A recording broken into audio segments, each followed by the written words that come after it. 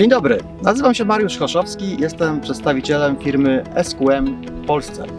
Znajdujemy się na terenie gminy Warka, w gospodarstwie należącym do pana Damiana Fudeckiego. Nazywam się Damian Fudecki, jestem tutaj jakby na mojej plantacji truskawek. Znajdujemy się. Specjalizuję się w uprawie truskawki tradycyjnie na gruncie, ale też w swoim gospodarstwie posiadam plantację borówki amerykańskiej i też również jabłonie. Gospodarstwo jest małe, bo liczy w granicach 7 hektarów w całości. If you look to these young plants here, you see this root system being developed, preferring some lighter soils, which makes it more easy actually for the roots really to develop. The lighter soil also allows for a proper drainage, preventing that the root system will become really too wet. This type of soil also allows, let's say, good water and nutrition management per definition. But when it comes to nutrition management, again, one of the first attention points should be that we give proper nutrition in good balance and controlled EC levels.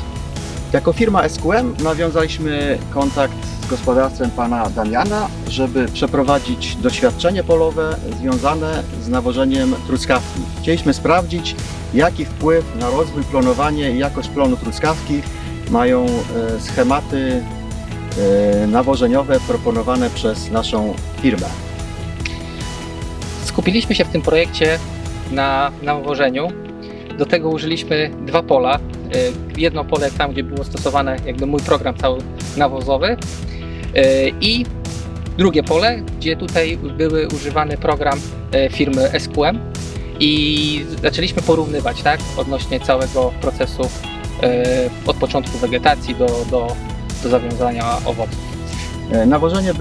Program nawożenia był stosowany na odmianie truskawki Aroza. Aroza, tak.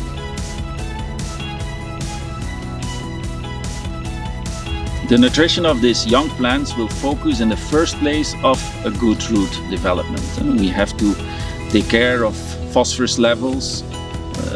Micronutrients might be important, like zinc. Boron should be there. Iron. We also have to have, of course, a basic level of nitrogen, of potassium. So the first step of our focus in nutrition management is actually to develop a healthy root system that then later can really take up sufficient water and nutrients to grow the plants. Next step after focusing on the root development will be also to check the growth of the vegetative plant and focus on a plant that has quite some reserves, that before it goes into dormancy it will be filled with reserves which is with need after the dormancy period. After dormancy, we will focus with the nutrition on the preparation of flowering.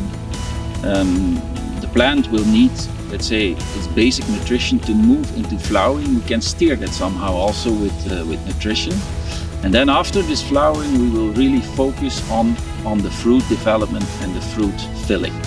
Program nawożenia, który zastosowaliśmy w tym doświadczeniu, opierał się o głównie takie 2 części. Pierwsza część to było zastosowanie posypowe nawozu granulowanego Crop Complex Top-K o składzie 12,6,24 plus magnez, wapń, siarka i mikroelementy. Natomiast w fazie owocowania przeszliśmy na zabiegi fertygacyjne, gdzie stosowaliśmy nawóz Ultrasol Strawberry o wysokiej zawartości potasu, którego źródłem jest saletra potasowa. So we mentioned magnesium linked to photosynthesis, potassium linked to the transport of photoassimilates to the fruit, calcium levels, important for the quality and the storability of the fruit. These are all cations, and the uptake of cations is very important during all these stages. Zaobserwowaliśmy fajne efekty, jeśli chodzi o program SQM, gdzie truskawki były jedrne przede wszystkim, twarde, miały fajny kolor i w porównaniu do tego pola, do którego porównywaliśmy, gdzie był jakby prowadzony mój program, truskawki przez cały sezon były duże, wielkie i to nam utrzymało klienta, który bardzo sobie cenił wygląd truskawki. Więc program, który został zastosowany przez firmę SQM, pozwolił nam utrzymać tą jakość truskawki. Panie Damianie, a co możemy powiedzieć o plonie, jeśli porównamy plony z pola z zastosowaniem programu nawożenia z SQM, a polem, gdzie był stosowany program nawożenia ten tradycyjny, tak jak u Pana wcześniej? Jakie są wnioski, jeżeli chodzi o plony? Tutaj zaobserwowałem fajne efekty, bo plon był większy 5-10% niż z tym polem kontrolnym, gdzie był zastosowany mój program nawozowy, tak? Więc plon był znacząco większy.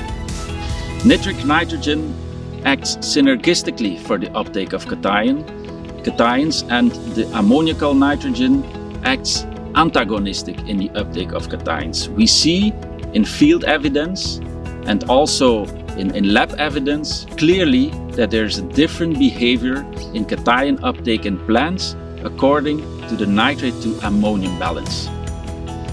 When we give nutritional advice in strawberry, we always start taking into account a balanced nutrition according to the different growth stages. This balance should take into account all macro nutrients and micronutrients. But on top of that, we also check and advise on the balance of nitric and ammoniacal nitrogen.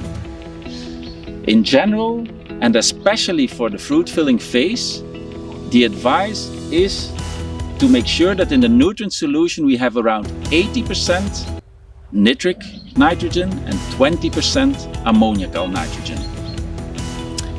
This balance has been evidenced by experience to be the optimum balance for nutrient uptake in general, but cation uptake in particular.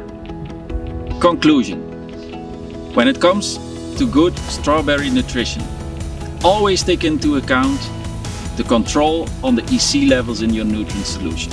Always take into account the balanced nutrition of macronutrients and micronutrients, and especially also take into account the nitrogen sources. Take into account the nitrate to ammonium balance.